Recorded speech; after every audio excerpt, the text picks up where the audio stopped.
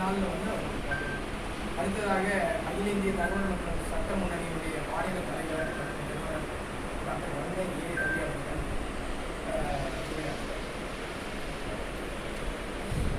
இன்றைக்கு நமது தலைமை அலுவலகமான அகில இந்திய தகவல் மற்றும் சட்ட முன்னணி சார்பாக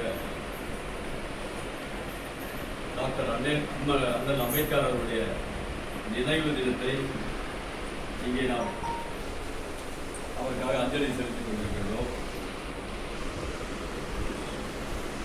இந்திய அரசியல் சட்டத்தை இயற்றி இந்திய மக்களுக்காக ஒரு நெறிமுறைகளை வகுத்து ஜாதி, மதம், மொழி, இனம் எல்லாவற்றிற்கும் அப்பாற்பட்டு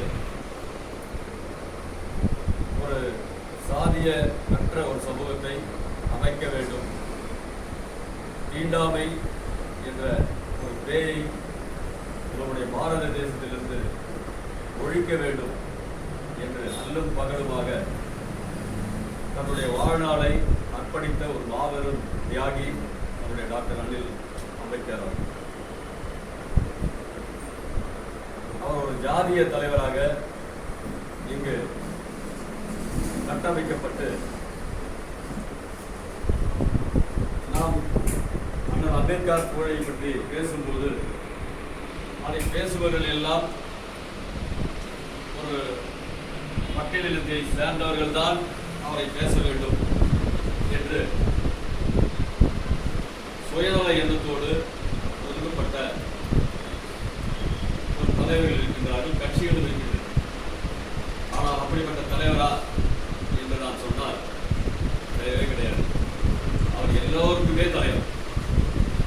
எப்படி காந்தியடிகள் அவர்கள் சுதந்திரத்திற்காக பாடுபட்டாரோ அதுபோல அண்ணல் அம்பேத்கர் அவர்கள் சமூக விடுதலைக்காக பாடுபட்ட ஒரு மாபெரும் தலைவர்.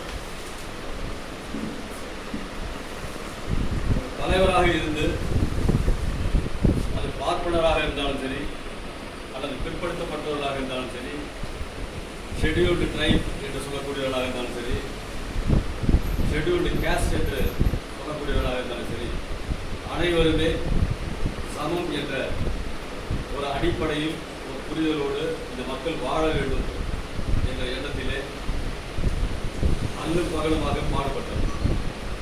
அவருடைய கனவு, அவருடைய நினைவு பழிக்கப்பட்டிருக்கிறதா என்று சொன்னால் இன்றைக்கு கூட அந்த நிலை நமக்கு கிடைக்கவில்லை என்றுதான் நாம் சொல்ல வேண்டும்.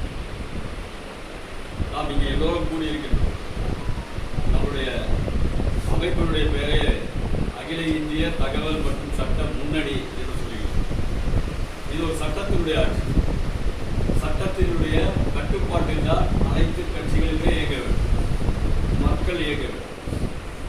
இன்றைக்கு ஒரு எம்எல்ஏவாக தேர்ந்தெடுக்கப்பட்டாலும், எம்பியாக தேர்ந்தெடுக்கப்பட்டாலும், அல்லது தலைமை பொறுப்பில் முதலமைச்சராக தேர்ந்தெடுக்கப்பட்டாலும், அல்லது பிரதம மந்திரியாக தேர்ந்தெடுக்கப்பட்டாலும் சட்டத்தை மீறி ஒரு ஆட்சியை செய்யவே கூடாது.